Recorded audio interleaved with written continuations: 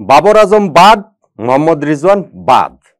পাকিস্তান তাদের টি-20 ফরম্যাটে নতুন এক পথ চলা শুরু করতে চাচ্ছে, সেটা ঘোষণা দিয়েই সেটা নিউজিল্যান্ডের বিপক্ষে এই 5 ম্যাচের টি-20 সিরিজ থেকেই।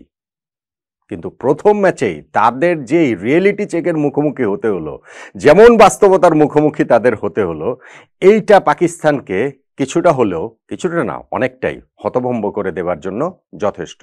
কেননা নিউজিল্যান্ডের বিপক্ষে পাকিস্তান মাত্র 91 রানে অল আউট হয়ে গিয়েছে, তারা 100 রানও করতে পারেনি এবং তারপরে ম্যাচটা হেরে গিয়েছে 9 উইকেটে প্রায় 10 ওভার বাকি থাকতেই। 5 ম্যাচের সিরিজে নিউজিল্যান্ড যে এগিয়ে গেল এবং পাকিস্তানের যে এইরকম একটা বাজে খেলার ধারাবাহিকতা বাবর রিজওয়ান ছাড়াও অব্যাহত থাকলো, তাতে করে পাকিস্তানের সিলেকশন প্যানেলের চিন্তিত হওয়ার যথেষ্ট কারণ আছে বইকি।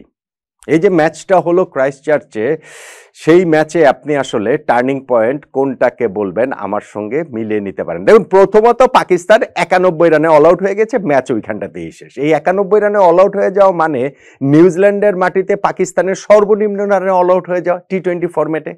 যে কোনো দল যদি মেলান তাহলে এটা চতুর্থ সর্বনিম্ন রানে অল আউট হয়ে যাওয়া। প্রথম দুইটা নাম অবশ্য বাংলাদেশ, 76 এবং 78 রানে আমরা অল আউট হয়েছিলাম। আর যদি আপনি হিসাব করেন পাকিস্তানের টি-20 ক্রিকেট হিস্ট্রিতে, তাহলেও এটা পঞ্চম সর্বনিম্ন রানে অল আউট হয়ে যাওয়া। 100 আগে একটা দল যখন অল আউট হয় এবং এত এত অনাকাঙ্ক্ষিত রেকর্ডে নিজেদের নাম তুলে ফেলে, তারপরে আর তাদের এই জায়গাটা থেকে মানে ম্যাচটাতে কি অবস্থা হয়েছিল, পরে আর বোলিং ইনিংস দিয়ে তারা আর কতটা কি করতে পারবে।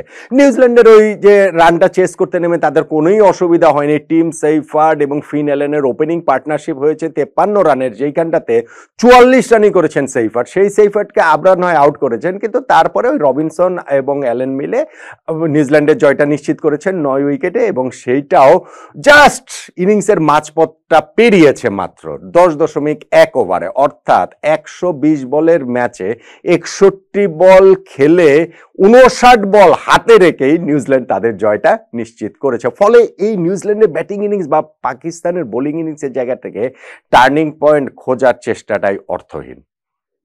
হিসাবটা হচ্ছে কি, পাকিস্তানের ব্যাটিং ইনিংস 91 রানে তারা অল আউট হয়েছে এবং এই ক্ষেত্রে তাদের শুরুটা ছিল দুঃস্বপ্নের মতো, আর সেইটা আরো প্রবল দুঃস্বপ্ন হয়ে যেতে পারতো। এই যে আমরা আলোচনা করছি না যে পাকিস্তান শেষ দিকে গিয়ে 100 রান করতে পারবে কি পারবে না, কিন্তু শেষে তারা পারেনি, এমন অবস্থাটা হতে পারতো যে পাকিস্তান 50 রান করতে পারবে কি পারবে না। এই অবস্থার মধ্যেও পাকিস্তান আসলে পড়তে পারতো। কিভাবে আপনি দেখেন, ধরুন বোলিং এর শুরুতেই কাইল জেমিসন, যিনি নিউজিল্যান্ডের টি-20 সেটআপে প্রায় 2 বছর পর ফিরেছেন। একটা জিনিস একটু মাথায় রাখতে হবে যে পাকিস্তান তারা বাবর রিজওয়ানকে ছাড়া এই সিরিজটাকে নতুন টি-20 নতুন অ্যাপ্রোচে খেলার তার চেষ্টা করছে, কিন্তু নিউজিল্যান্ডের হিসাবটা হচ্ছে তাদের বেশ কিছু ক্রিকেটার আইপিএল এর জন্য এই সিরিজটাতে কিন্তু নেই। তারা কিন্তু একটু মানে একেবারে তাদের ফুল স্ট্রেংথ টিম নিয়ে খেলতে পারছে, বিষয়টা কিন্তু সেই রকম না। সেই নিউজিল্যান্ডে কাইল জেমিসন ধরেন 2 বছর পর টি-20 সেটআপে এসেছেন এবং প্রথম ওভারটা তিনি মেডেন নিয়েছেন। সেটা শুধু মেডেন ওভার না, মেডেন উইকেট, কেননা মোহাম্মদ হারিসকে তিনি ওই কট বেহেন করে আউট করেছেন। নেক্সট ওভারটাতে ডেবুটেন্ট যে নেওয়াজ, তাকে আউট করেছেন ওইখানটাতে জ্যাকব ডাফি।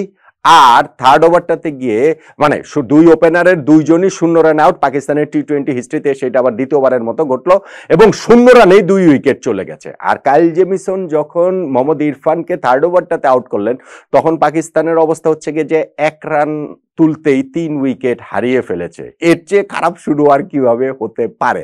দ্রুতই সেটা 4 উইকেটে 11 রান হয়ে গেল যখন টিম রবিনসন সেই গ্লেন ম্যাক্সওয়েলের স্মৃতি ফিরিয়ে আনা একটা ক্যাচ ধরলেন।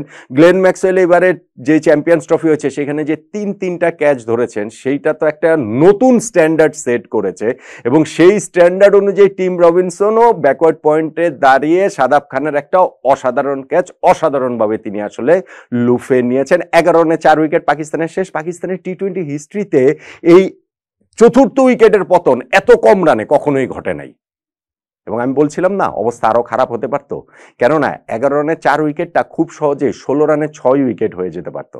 পাকিস্তান তাদের পাওয়ার প্লেতে 4 উইকেটে 14 রান নিয়ে শেষ করেছে। তারপরে পাওয়ার প্লের পরে 7 নম্বর এবং 8 নম্বর ওভারে পরপর 2 ওভারে নিউজিল্যান্ড 2টা ক্যাচ এখানে ফেলে দিয়েছে, সালমান আগা এবং খুশদিল শাহ, এবং ওই 2টা ক্যাচ যদি নিউজিল্যান্ডের ধরতে পারতো ফিল্ডাররা একটা পয়েন্ট একটা স্লিপে, তাহলে কিন্তু 16 রানে 6 উইকেট পাকিস্তানের চলে যেতে পারতো এবং তাহলেই আমি বলছিলাম যে তারা 50 রান করতে পারবে কিনা এরকম একটা অবস্থা তৈরি হতে পারত।